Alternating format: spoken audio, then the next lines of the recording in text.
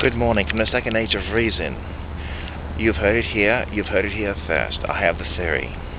I have the theory as to why those birds are dropping dead out of the sky. I have the theory as to why those fish are turning up dead in the rivers. I have a theory about it, and it's not chemtrails in the sky, and it's not biological agents. Some claim it was tainted grain that they were eating by the government trying to reduce the surplus population of birds. I just think that's rubbish. It's not birds flying into power lines.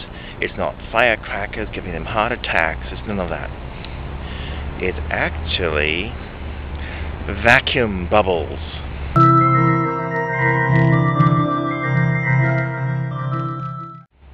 Vacuum bubbles are like bubbles in liquids and gases, and the difference is that instead of being a gaseous bubble, the bubble is made out of pure vacuum, like the vacuum of space,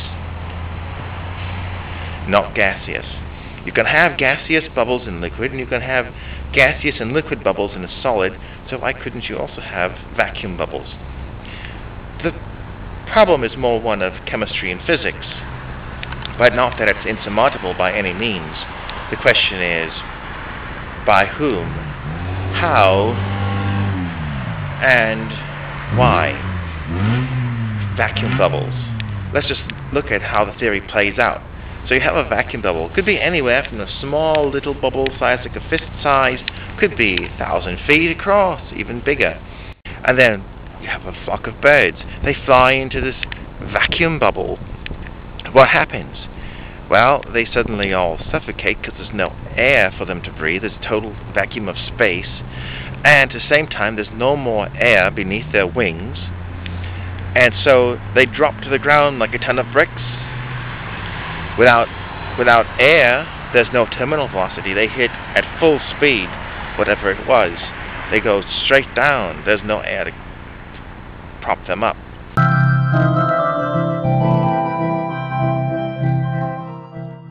So that's one property of a vacuum bubble.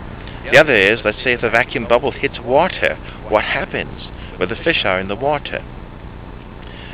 Even at room temperature, when the vacuum hits water, it'll boil, including the insides of the fish. So they'll not do very well in a vacuum bubble. And the thing is, a vacuum bubble leaves no chemical or biological traces, so it's pretty hard to actually prove it. And I wouldn't want to be the one to discover one of these things. It's probably quite dangerous. Could you imagine if, say, a jet liner with passengers on it flew into one of these things as well? What would happen?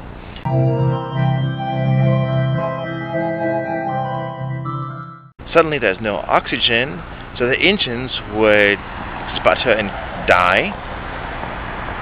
The plane is probably pressurized, but going into a vacuum bubble, the pressure becomes much more great, causing the thing to probably explode, or just also it would fall down because there's no air beneath its wings to give it lift.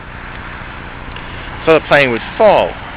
It would not reach terminal velocity at all. It would go down as quick as gravity could pull it. Now, if the vacuum bubble had a bottom, and it hit the atmosphere at the bottom of the vacuum bubble, the plane would probably shatter in a lot of pieces.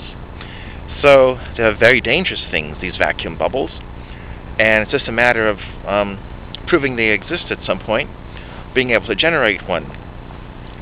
Because, all of outer space is vacuum. We're surrounded by it. So is it any mystery that maybe a little bit of that vacuum might drift into our atmosphere in the terms of bubbles, sort of an effervescence that would just come down. Maybe it causes tornadoes. Maybe it causes hurricanes, the lower pressure pulling in. When the vacuum bubble would collapse, what would happen? It would be like a thunderclap.